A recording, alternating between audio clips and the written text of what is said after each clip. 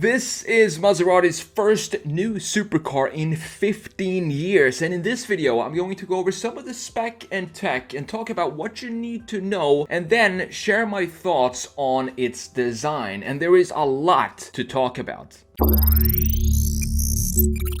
Welcome back to the channel, it's TheSketchMonkey here. Now, the new Maserati MC20 will come as both a coupe and a convertible, and the car is light. It weighs only around 3,240 pounds. That is for the internal combustion version. What's really interesting here is that you can choose whether you want an all-electric MC20 or a turbo V6. So let me run you through the numbers here. We have 630 horsepower coming out of a 3-liter turbocharged V6, 538 pound-feet of torque, an 8-speed automatic transmission, a 0 to 60 time under 3 seconds, and a top speed crossing the important supercar 200 miles per hour mark. The MC20 seemingly has all the right ingredients of a proper supercar, and the price is said to land somewhere below $200,000. So far, so good. There is no information about the power output for the electric MC20 just yet. However, it will launch shortly after the V6 model goes on sale, and it's been said it will be able to travel up to 240 miles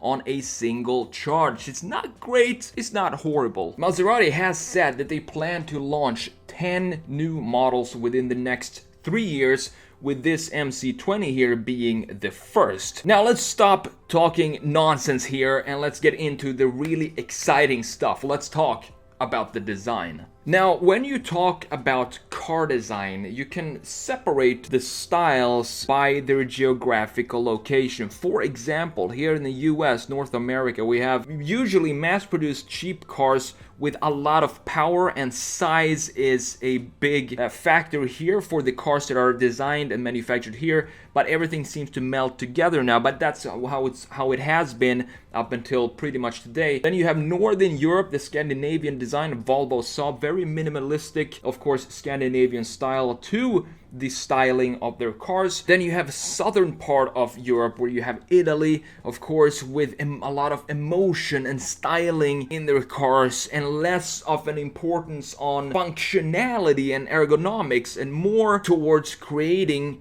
pieces of art. Maserati and Alfa Romeo are two car brands that come closest to being pieces of art in the automotive world. Style, emotion, and beauty always seem to come before everything else. And as I said, they are not the most exciting cars, for example, on the track, not the most powerful, but they always have that little something that sets them apart from the rest. It can be a little detail in the hood, a unique light treatment, or a beautifully sculpted face that only gets more interesting the older it gets. So now, looking at the MC20 here, my opinion of it is that it's too much of a product design and too little automotive sculpting. It's just not as exciting and adventurous as I'm used to with Maserati, and instead it feels more uptight, all business and no pleasure. Something seems lost here. The styling is almost too perfect. It's too Scandinavian, and that's something I never thought I'd say about any Italian brand, and specifically Maserati. Don't get me wrong here, I think the MC20 is a great looking car. It has fantastic proportions and clean lines. It looks solid and purposeful without any unnecessary features. But so does a MacBook Pro.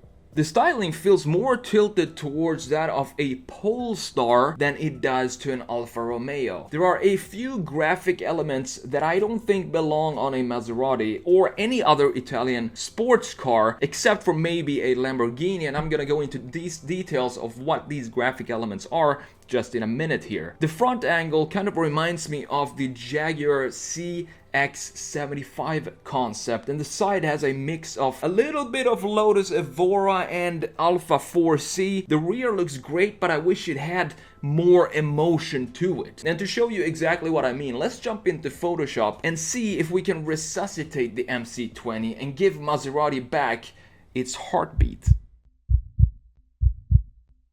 So here we are, of course, inside of Photoshop, and let the fun begin. And this is the MC20 here in a side view, of course. So the detail that I was talking about earlier, the graphic element that I did not think is suiting on a Maserati, but more so on maybe specifically a Lamborghini, is this part right here. It's abruptly breaking up the volume that is this car. For me, Maserati is all about volumes, proportions, and connecting the whole thing with a nice line flow. So look at the bottom part of this car here and compare it to what Maserati is today in their current models and the lineup that they have. I don't see any line flow in the bottom of the car.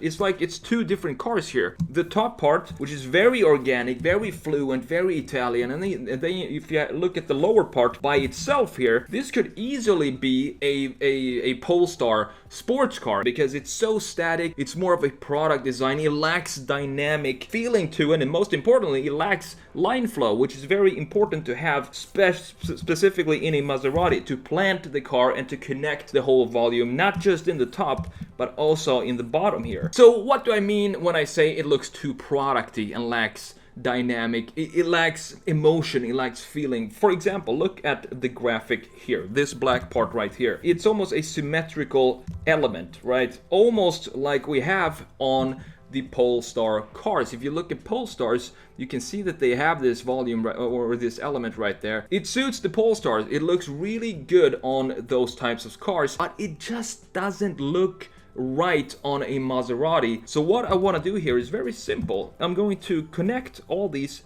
graphic details in the car, the front plastic right here, or the carbon fiber, the black piece right there. I want to connect it with this line right here, and then this line goes into the rear, something connecting with the graphic elements in the rear, and that way we create, first of all, we create some dynamic forward movement in the car, because I'm going to make this detail right here, I'm going to make it more of a chiseled look like that, and this then is going to go into the rear part in the back. To me, that is more Maserati looking at their current, the history of the brand in general. All the cars that they have a very nice line flow in a very nicely sculpted volume. So that's what I want to try and do here. I'm gonna do that in maybe 2 or 3 minutes, gonna speed it up and then come back and show you the end result, of course.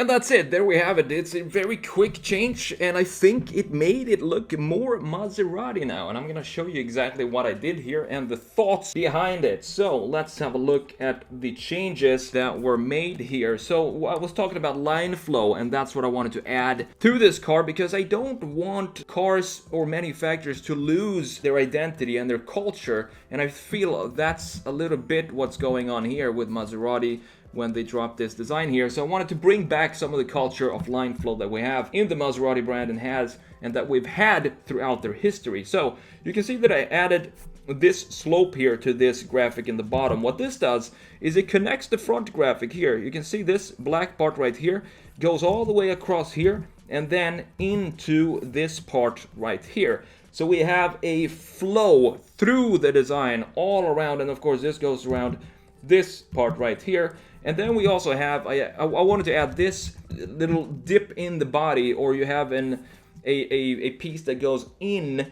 before it hits the black graphic in the bottom. And what this does is gives it more of a fuselage feel. It makes it look like it's skinnier than it is. And of course on top of that you have the black graphic down here. So this height where you have the body mass feels thinner when you have a top chamfer at the top that's facing up, and then also a bottom chamfer at the bottom right here facing down. And it also sort of plants the car on the ground. It looks a lot better too, in my opinion. And this also goes into this part of the bumper right here, so we have some sort of flow. You can go either this way right here with the black right there, or you can go this way with the top and into that piece up there, which is the rear of the car, and the surface that it's sitting beneath the taillights. And of course I also deleted this outtake or outlet that this car has in the front fender, because I think that is not at all Maserati. It's of course just my opinion, but you can see it here. This to me ruins what is